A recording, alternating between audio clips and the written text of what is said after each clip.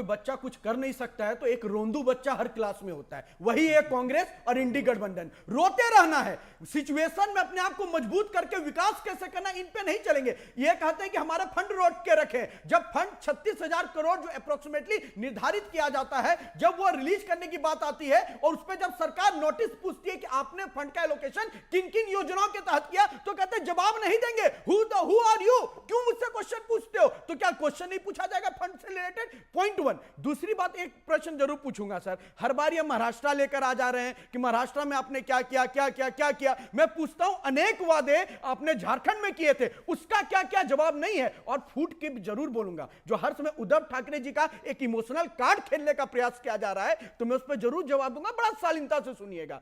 उद्धव ठाकरे जी कोई भाजपा के कारण आज नहीं घर बैठे, पुत्र मोह उनको घर बैठाया है और उनका पुत्र मोह उन्हें सत्ता से सदैव दूर रखेगा। और मैं बताता हूं, प्री पोल्ड अलायंस को किसी ने तोड़ा तो वो उद्धव ठाकरे ने तोड़ा। हम मिलकर इलेक्शन लड़े थे, मोदी जी के फेस पे इलेक्शन लड़े थे, चुनाव में वोट आपने मांगा, भाजपा की नीतियों पे वोट मांगा, भाजपा के कार्यशैली पे वोट मांगा, और जब चुन कर आ गए तो अरे कितना सुंदर सत्ता कैसे दूर होए, लादो मुझे बड़ा प्रीत होए। तो सत्ता का जो प्रीत नजर आया, बेटा सुख नजर आया, वो आपको तोड़ा है, भाजपा की नीति नहीं तोड़ी है। भाजपा की नीति अभी देख लीजिए, फिर अभी आपको पता है 4 जून के बाद आप पूर्ण सरकार में बैसाखी ऊपर हैं, उनके साथ आपने गठबंधन कर रखा है टीडीपी तेलुगु देशम पार्टी के साथ, जो 4% आरक्षण का समर्थन करते हैं। ठीक है, वो मैं चंद्रबाबू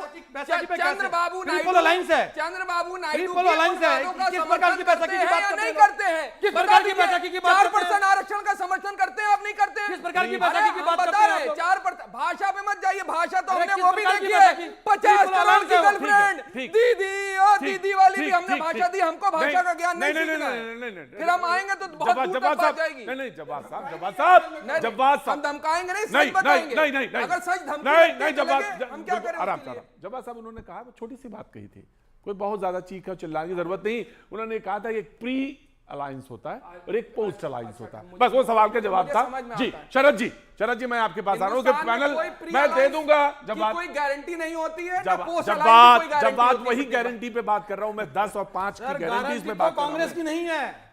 नहीं वो तो भाजपा दिख रही है। ठीक शरद जी, डिबेट के एकदम बीच वाले हिस्से में मैं आपके पास आया। अब सवाल ये है कि खड़गे साहब बात तो सही करें, इसमें तो कोई डिनाई नहीं करेगा कि उन्होंने कहा कि भाई वादे करते चले जा रहे हो, पूरा भी तो करना है। कुछ स्कीम्स हैं उस पर उन्होंने कहा समीक्षा होगी और कर लेनी चाहिए, सरकार को जरूर करना चाहिए, लेकिन वादे तो आपने कर दिए और ये जो वादे हुए हैं उसके ऊपर उनको रिजल्ट भी मिले, लेकिन 23 के चुनाव में कांग्रेस को रिजल्ट नहीं मिले कुछ, लेकिन कर्नाटक को छोड़ के।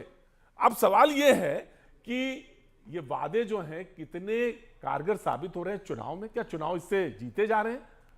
एक बात। दूसरी बात ये कि जनता को लोग लुभावने वादे करके, और जनता को भी समझना पड़ेगा कि आखिर है किस लिए। शरद जी, 2 तरीके के वादे होते हैं प्रतीक, और मैं टेक्निकल समझा देता हूं क्योंकि पॉलिटिकल बहस चल रही थी, मुझे आपने बीच में खड़ा किया है तो मैं बात भी बीच की करूंगा, कॉन्सेप्ट की करूंगा। एक बजट के अंदर के वादे होते हैं, एक बजट से बाहर के वादे होते हैं। जी, जो तंग करते हैं वो बजट के बाहर से। और ये आग लगाई हुई दिल्ली से है। ये जो फ्री बीज, मुफ्त बिजली, मुफ्त पानी, मुफ्त बस का सफर, मुफ्त बैंक में पैसे, ये आग ऐसी है कि जंगल की आग है। अगर एक पार्टी इस फ्री बीज से चुनाव जीत गई तो दूसरी पार्टी चाहे या ना चाहे उसको फ्री बीज देना ही पड़ेगा। ये सिचुएशन आ चुकी है। और ये हमारे भाजपा के मिसाल के तौर पे ओल्ड पेंशन स्कीम जी हिमाचल में, जी ओल्ड पेंशन स्कीम का 1000 करोड़ रुपए का है जी, और वो जो बजट है उस बजट को देने के लिए अभी भी उस पर 9500 ऐसे लोग हैं। और मैं हिमाचल की बात और करीबन 40 और 20% 60% हिस्सा ये है कि पेंशन और तनख्वाहों पे जा रहा है। मेरे पास प्रतीक सारे आंकड़े हैं, सब राज्यों की मेरे पास बैलेंस शीट है, और मैं अगर वो बैलेंस शीट या बताने लग गया तो आपका शो थोड़ा बोरिंग भी हो जाएगा और उसमें से थोड़ा मसाला भी कम हो जाएगा। तो मैं उस आंकड़ों में ना जाते हुए मैं ये बताऊंगा, वेस्ट बंगाल, केरला, मध्य प्रदेश, पंजाब और अब दिल्ली, इन सारों की जरा बैलेंस शीट उठा के देख लीजिए क्या हालत है।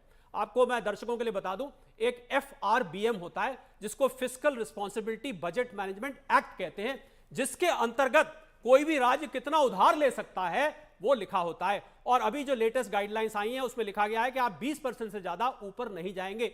और ये सारे के सारे राज्य सिर्फ सत्ता लेने के लिए कर्ज ले रहे हैं। और मालूम है इसका इफेक्ट क्या हो रहा है, और ये आज के युवा सुन ले इस बात को ध्यान से, इसका इफेक्ट ये हो रहा है कि युवा आज 1000 रुपए के फायदे के लिए अपने भविष्य के 1 लाख रुपए का नुकसान कर रही है। यह बहुत बड़ी बात है। और इस जनरेशन के लिए, पिछली जनरेशन अपना, अगर आप ओपीएस देते हैं, आप ओल्ड पेंशन देते हैं, आप किसी युवा की नौकरी छीन लेते हैं। अगर आप इसको आंकड़े खोल के देखें, और सभी पार्टियों को इस बात पे खुलासा करना चाहिए कि ये फ्रीबीज की अपॉर्चुनिटी कॉस्ट, एक कॉन्सेप्ट होता है, मैं बता देता हूं, अपॉर्चुनिटी कॉस्ट।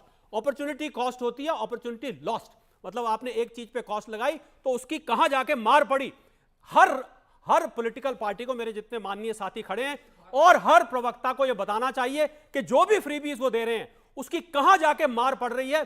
सिर्फ एक जेब में से लेके दूसरी जेब में जाना नहीं है। शरद जी मैं आपकी इस बात से सहमत हूं।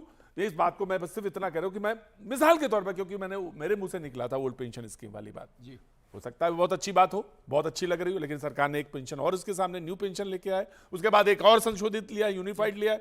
सवाल ये नहीं है, पेंशन की बात नहीं, सवाल ये है जो आपने कही वो बहुत महत्वपूर्ण हिस्सा है। आपने कहा कि अगर कोई फ्रीबीज का एक स्कीम है, उसकी मार अभी आपको लग रही है कि बढ़िया है, उसका अंततः क्या निष्कर्ष आने वाली जनरेशन उसकी कीमत भुगतेंगी। हाँ, तो वो बताना पड़ेगा।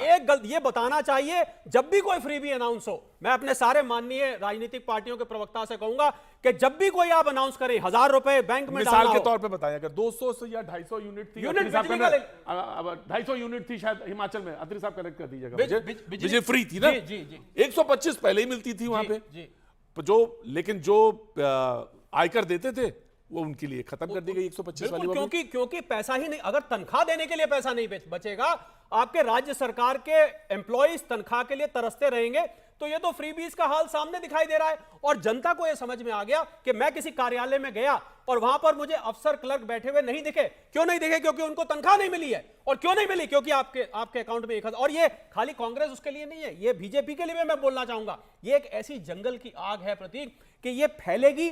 इस आग को जितनी जल्दी बुझाया जाएगा, अगर नहीं बुझाया गया तो ये राज्य श्रीलंका का हाल हो जाएगा, ये बांग्लादेश का हाल हो जाएगा। मैं वही कह रहा हूं कि पेंशन से, मैं आपको दे दूंगा, आप ही को दे दूंगा, आप पेंशन की कहां से करें, पहले तो तनख्वाह की बात कर लेना जी जनाब। भाई देखिए क्या है, हम लोग विश्व गुरु बनने की बात करते हैं कि हम विश्व गुरु बनेंगे, और अभी लगातार डंका और ढोल पीटा जाता है कि हम तीसरी अर्थव्यवस्था बनने जा रहे हैं। नहीं लग रहा विश्व गुरु बनेंगे तो आप ये तो अजब सी बात है। दुआएं करता हूं कि बने, लेकिन झूठ का कैसे? उसके लिए प्रयत्न करिए, काम भी करिए। नहीं, काम तो बिल्कुल होगा, लेकिन अब क्या मैं बोलूं, फिर वो बात नहीं, आप बोलिए, नहीं जो बोले अच्छा बोले, अच्छा के सिवा कुछ ना बोले। फ्री बीज की जहां तक बात करते हैं, हम विश्व गुरु बनने की बातें करते हैं, बड़ी बड़ी बातें और जुमले इसीलिए कहते नहीं फेंकना चाहिए। हैरत, अमेरिका हमारे सामने एक बड़ा उदाहरण है। क्या वहां पर जो लोग अनएम्प्लॉयड होते हैं उनको भत्ता दिया जाता नहीं दिया जाता, उनकी स्वास्थ्य व्यवस्थाएं फ्री होती है या नहीं होती है? एक आंकड़े का जवाब सुन लीजिए, वहां पर बिजली और तमाम चीजें भी फ्री होती है नहीं होती, पता कर लीजिए जाके इलेक्शन अमेरिका। लेकिन अगर हम विश्व गुरु बनने की बात कर रहे हैं, उनका इकोनॉमी का साइज बहुत बड़ा है। एक आंकड़े का जवाब बहुत बड़ा, लेकिन एक आंकड़े का जवाब दे दीजिए।